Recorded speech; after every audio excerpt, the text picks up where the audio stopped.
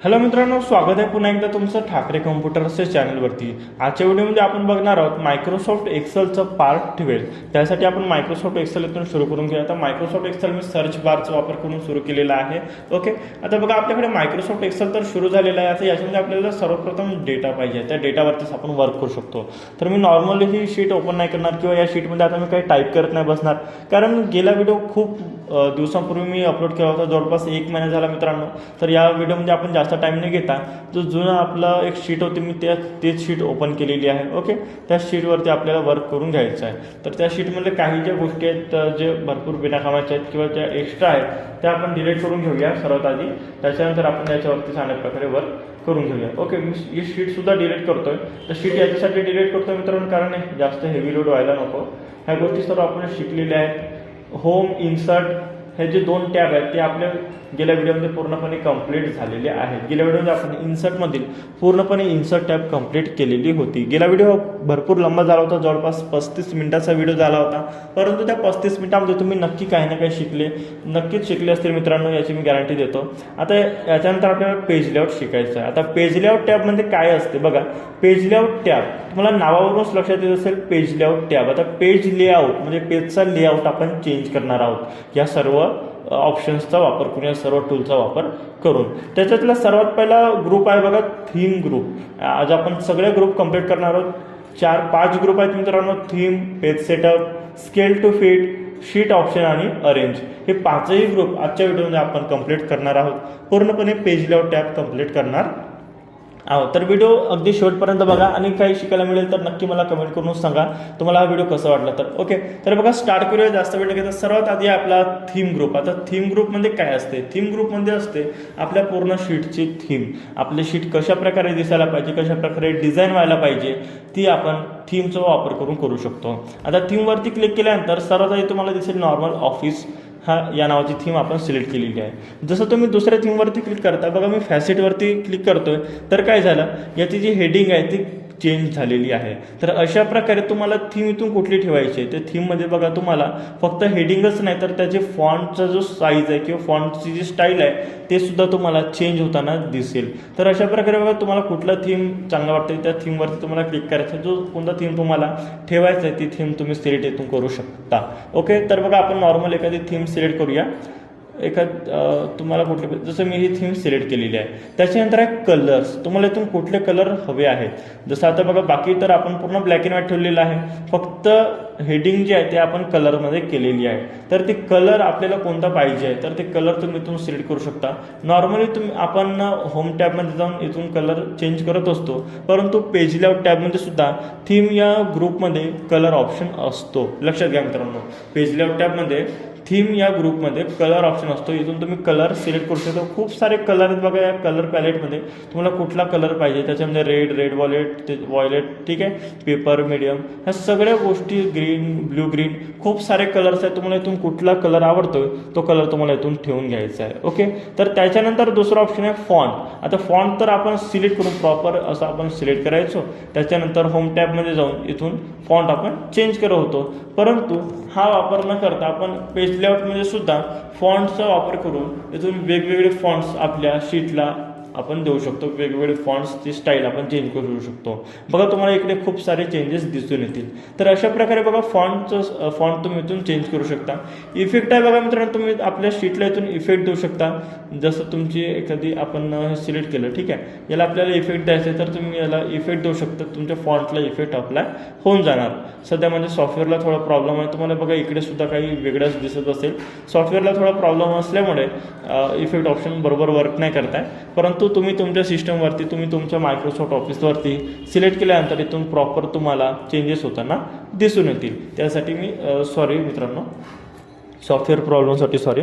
त्याच्यानंतर बघा आपल्याला शिकायचं आहे पेज सेटअप ग्रुप। आता पेज सेटअप ग्रुपमध्ये काय असते बघा, पेज सेटअप ग्रुपमध्ये सर्वात आधी आहे मार्जिन। ओरिएंटेशन आणि साईज ह्या 3 गोष्टी भरपूर महत्त्वाच्या आहेत मित्रांनो. ज्यावेळेस तुम्ही एखादी शीट क्रिएट करता, मग ते मार्कशीट असो, नॉर्मल मार्कशीट असो किंवा हायेस्ट एकदम सॅलरी शीट असो, तुम्हाला सर्वात आधी पेज सेटअपमध्ये पेजचं सेटअप करणे खूप गरजेचं असते. त्याच्यातला सर्वात पहिला ऑप्शन आहे मार्जिन. आता मार्जिन काय असते तुम्हाला सांगायची गरज नाही. मार्जिन असते आपल्या पेज, जसं नॉर्मली आपलं एखादा नोटबुक आहे तर नोटबुकच्या लेफ्ट साईडला तुम्हाला 2 लाईनी दिसतील रेड कलरच्या, तर त्या लाईनीचा जो विदाउट पार्ट असतो त्याला आपण मार्जिन म्हणतो. तर तो मार्जिन आपल्या या शीटमध्ये किती सुटायला पाहिजे, मार्जिनची जागा किती असायला पाहिजे ते आपण इथून सिलेक्ट करू शकतो. त्यासाठी बघा, ज्यावेळेस तुम्ही एखादी मायक्रोसॉफ्ट ऑफिसमधील मायक्रोसॉफ्ट एक्सेल ओपन करता तर त्यावेळेस margin he by default normal असते. तुम्ही वाईड, नॅरो वगैरे ठेवू शकता. जी नॉर्मली यूज केली जाते ती असते नॉर्मल नसून नॅरो नावाची आपण मार्जिन कोणत्याही शीटमध्ये अप्लाय करत असतो. नॅरोच तुम्हाला जास्त प्रकारे वापरायचं. ऑफिशियल वर्कमध्ये नॅरो ही वर्क केलेली जाते किंवा नॅरोच ही ठेवलेली जाते. त्याच्यानंतर आहे ओरिएंटेशन. आता ओरिएंटेशन काय असते तर ओरिएंटेशन असते आपला पेज उभं पाहिजे किंवा आडवं पाहिजे. बघा, give your page a portrait or landscape layout. आता पोर्ट्रेट आणि लँडस्केप काय आहे, जर तुम्ही माझे मायक्रोसॉफ्ट वर्डचे व्हिडिओ बघत असाल तर तुम्हाला माहिती असेल पोर्ट्रेट म्हणजे उभा पेज आणि लँडस्केप म्हणजे आडवा पेज. जसं मी तुम्हाला दाखवतो बघा, आता जे आपण पेज ठेवले आहेत ते कसे आहेत, उभे आहेत. बघा, हा पेज उभा आहे, आडवा नाही आहे. आडवा म्हणजे अशा प्रकारे असेल, उभा कशा प्रकारे, अशा प्रकारे उभा आहे. ठीक आहे, तर हा पेज उभा आहे म्हणजेच काय आहे, पोर्ट्रेट आहे. बघा, ओरिएंटेशनमध्ये गेल्यानंतर तुम्हाला दिसून येईल पोर्ट्रेटवरती सिलेक्ट आहे म्हणून आपला पेज काय आहे, पोर्ट्रेट आहे. जसं मी लँडस्केपवरती क्लिक करतोय तर आता काय होईल, आपला पेज जो आहे तो लँडस्केप झाला आहे. बघा, आडवा झालेला आहे. तुमच्या लक्षात आलं असेल. परत एकदा करून दाखवतोय. पोर्ट्रेट म्हणजे उभा पेज आणि लँडस्केप म्हणजे आडवा पेज. तुम्हाला कुठल्या प्रकारचा पेज ठेवायचा आहे ते तुम्ही ओरिएंटेशनवरून सिलेक्ट करू शकता. त्याच्यानंतर आहे साईज. आता कशाचं साईज, आपण कोणता ग्रुप बघतो आहोत, पेज सेटअप. म्हणजे साईज कशाचा असेल, ॲक्च्युअलमध्ये मित्रांनो पेजचा साईज असणार आहे. तर मग पेजचा साईज तुम्हाला कोणता पाहिजे. आता बघा, पेजचे साईज खूप सारे प्रकारचे साईज असतात. तुम्हाला माहिती आहे पेजचा साईज नॉर्मली जो आपला झेरॉक्स पेपर असतो त्याचा साईज असतो A4. तुम्हाला लक्षात घ्या मित्रांनो, लक्षात ठेवा. तुमची एखादी एक्झाम असेल, तुम्हाला नक्की विचारलं जाईल एक्झाममध्ये की पेजचा साईज A4 साईज कोणता साईज असतो, म्हणजे झेरॉक्स पेपरचा साईज काय असतो, असं क्वेश्चन तुम्हाला विचारू शकतो. तर A4 साईज हा झेरॉक्सचा साईज असतो. A5 झेरॉक्स पेपरचा हाफ साईज असतो. असे खूप सारे साईज तुम्हाला याच्यामध्ये दिसून येतील. जसं लिगल साईज जो आहे तो नॉर्मली आपल्या कास्ट सर्टिफिकेट किंवा डोमिसाईल वगैरे त्याचा लिगल साईज राहतो. ठीक आहे, बघा, आपण नॉर्मल साईज जो असतो आपला झेरॉक्स पेपरचा साईज A4 आपण इथून सिलेक्ट करूया. तुम्हाला कुठला हवा आहे ते तुम्ही इथून ठेवू शकता. आता बघा, तुम्हाला हा उभा दिसत नसेल याचं कारण म्हणजे आपण ओरिएंटेशन जे आहे ते लँडस्केप ठेवलेली आहे, पोर्ट्रेट ठेवलेली नाही. ओके, त्याच्यानंतर आहे प्रिंट एरिया. आता प्रिंट एरिया म्हणजे काय आहे, तुम्हाला नावावरूनच लक्षात आलं असेल मित्रांनो. प्रिंट एरिया म्हणजे काय, प्रिंट एरिया म्हणजे काय, आपण एखादा पार्ट सिलेक्ट करू शकतो, एवढा एरिया सिलेक्ट करू शकतो जो फक्त प्रिंट व्हायला पाहिजे, बाकीचं प्रिंट व्हायला नको. जसं मला वाटतं की कंपनी, मंथ, स्टेट आणि पिझ्झा फक्त हे 4च कॉलम दिसायला पाहिजे. ते पण फक्त एवढंच किंवा एप्रिलपर्यंत दिसायला पाहिजे, मेचं दिसायला नको. मी झूम करून घेतो थोडं, तुम्हाला दिसून जाणार आहे ते. ठीक आहे, झूमवरती आपण क्लिक करूया.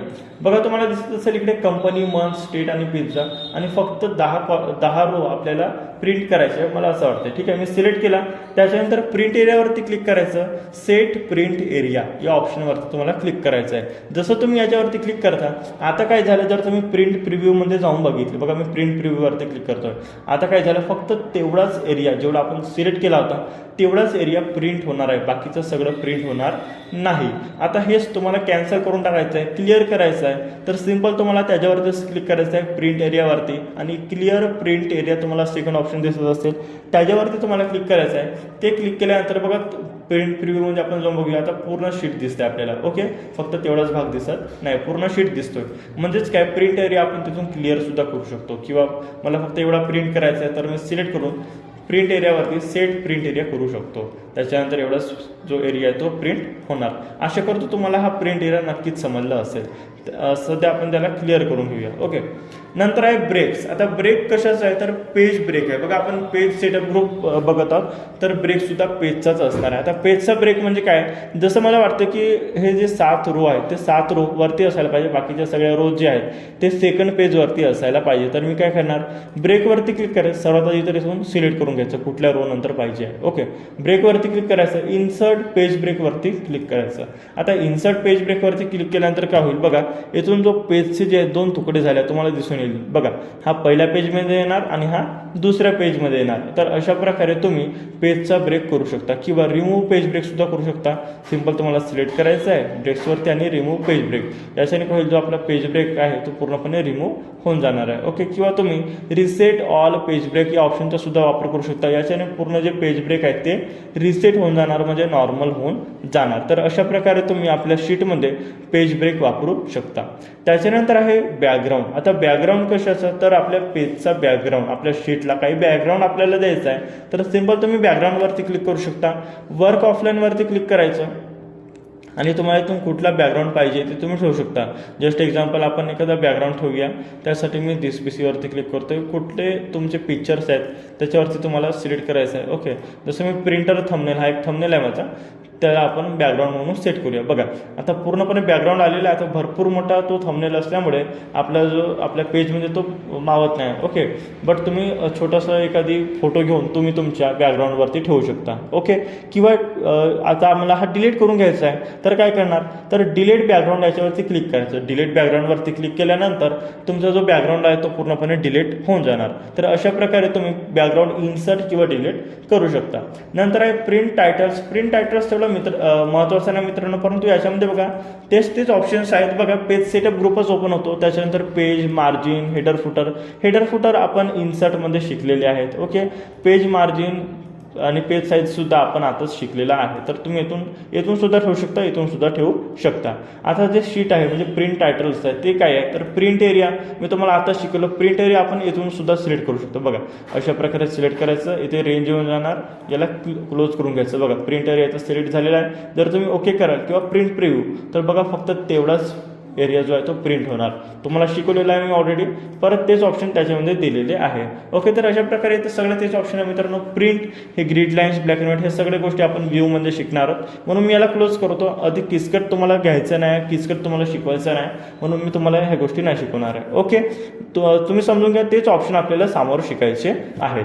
त्याच्यानंतर आहे स्केल टू फिट ग्रुप. आता स्केल टू फिट ग्रुप काय आहे, तर याच्यामध्ये काय होते बघा, जस्ट एक्झाम्पल, हा आपला पहिला पेज आहे, हा दुसरा पेज आहे. जेव्हा आपण बघा एक काम करतो, मी त्याला थोडं साईज वाढवून घेतो, त्याच्यानंतर तुमच्या लक्षात येईल. ओके, बघा आता काय झालं, हा पहिला पेज आहे आणि हा दुसरा पेज आहे. आता पहिल्या पेजवरचा काही डेटा जो आहे तो माझा दुसऱ्या पेजवरती गेलेला आहे, परंतु मला प्रिंट करताना याचा साईज मला एवढाच पाहिजे आणि प्रिंट करताना हा जो कॉलम आहे तो सुद्धा मला इथं आला पाहिजे. तर काय करणार, मी याचा स्केल कमी करणार. विड्थ आणि हाईट म्हणजे तुम्हाला चेंजेस करायचे आहे, तुम्ही इथून सुद्धा करू शकता, परंतु आपण इथून करायचं नाही, स्केलवरूनच करायचं आहे. ओके, डायरेक्ट ठीक आहे, डायरेक्ट स्केलवरून करायचं आहे. सिंपल काय करणार बघा, मी तुम्हाला आधी दाखवतो. ज्यावेळेस आपण प्रिंट प्रिव्ह्यूमध्ये जातो तर काय, फक्त एक सेकंड, सर्वात आधी तर आपण क्लिअर प्रिंट एरिया करून घेऊया. आता ज्यावेळेस आपण प्रिंट प्रिव्ह्यूमध्ये जातो तर काय होईल, फक्त 5च जे कॉलम आहेत ते तुम्हाला दिसत असतील, कंपनी, मंथ, स्टेट, पिझ्झा आणि बर्गर. जो दुसरा ऑप्शन एक्स्ट्रा होता बिर्याणीचा तो आपल्याला इथं दिसत नाही आहे. आता का बरं, कारण हा सेकंड पेजवरती गेलेला आहे म्हणून तो आपल्याला दिसत नाही आहे. तर आता काय करायचं असतं, आपण बघा सिंपली इथून स्केल कमी करून घ्यायचं. ज्यावेळेस तुम्ही स्केल कमी करता त्यावेळेस काय होते, आपली जो एक्स्ट्रा कॉलम बाहेर दुसऱ्या पेजवरती गेलेला आहे तो त्याच पेजमध्ये ॲडजस्ट होतो.